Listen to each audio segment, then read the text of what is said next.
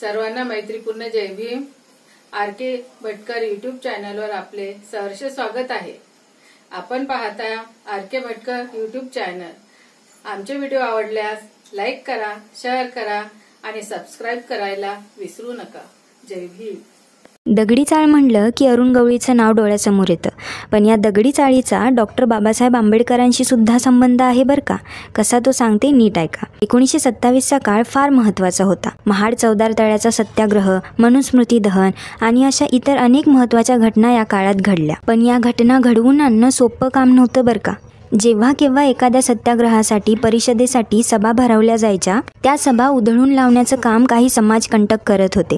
सभा भरवणाऱ्या नियोजकांना मारहाण करणं, सभेला आलेल्या अस्पृश्य वर्गाला मारहाण करणं, अशा प्रकारच्या घटना खूप चालायच्या। यावर उपाय म्हणून त्या काळच्या बॉम्बे इन्फ्रंट महार बटालियनचे काही निवृत्त सैनिक आणि दगडी चाळीतल्या तरुणांनी मिळून यावर तोडगा काढायचं ठरवलं आणि त्यांनी मिळून आंबेडकर सेवा दल तयार केलं। आता या सेवा दलाअंतर्गत त्यांची कामं काय होती माहितीये?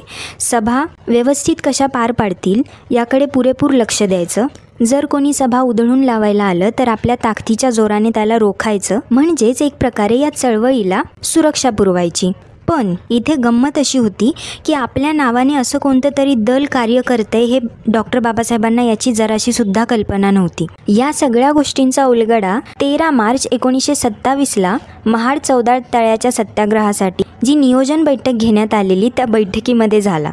या आंबेडकर सेवा दलाच्या तरुणांनी थेट हिमतीनं उभं राहून विचारलं बाबासाहेबांना की या सत्याग्रहाच्या सुरक्षेची जबाबदारी आमच्याकडे द्या। आणि तेव्हा जाऊन डॉक्टर बाबासाहेबांना या दलाची कल्पना आली। बाबासाहेबांना जेव्हा समजलं या दलाची उद्दिष्ट काय आहेत, तेव्हा 13 मार्चला नाव बदलून त्यांनी या दलाची घोषणा अखिल भारतीय समता सैनिक दल म्हणून केली। दगडी चाळीतल्या तरुणांनी आणि महार बटालियनच्या निवृत्त सैनिकांच्या उद्दिष्टांमधून साकार झालेल्या या समता सैनिक दलांनी त्या काळात फार महत्त्वाच्या भूमिका बजावल्या, इतक्या की कधीच कोणत्या सत्याग्रहाला किंवा परिषदेला पोलीस संरक्षणाची गरज भासली नाही। त्यांच्यात दिसून आलेल्या शिस्तीमुळे त्या काळात महिलांचा सुद्धा समता सैनिक दलामध्ये फार मोठ्या प्रमाणात समावेश होता। 30 जानेवारी 1944च्या दुसऱ्या अधिवेशनात समता सैनिक दलाची घटना तयार झाली आणि त्या घटनेला स्वतः बाबासाहेबांनी मंजुरी दिली। या घटनेनुसार त्यात 11 कलमांची तरतूद करण्यात आलेली आहे। आंबेडकरी सेवा दलापासून सुरू झालेला हा प्रवास दगडी चाळीतल्या तरुणांनी आणि महार बटालियनच्या निवृत्त सैनिकांनी एकजुटीने मिळून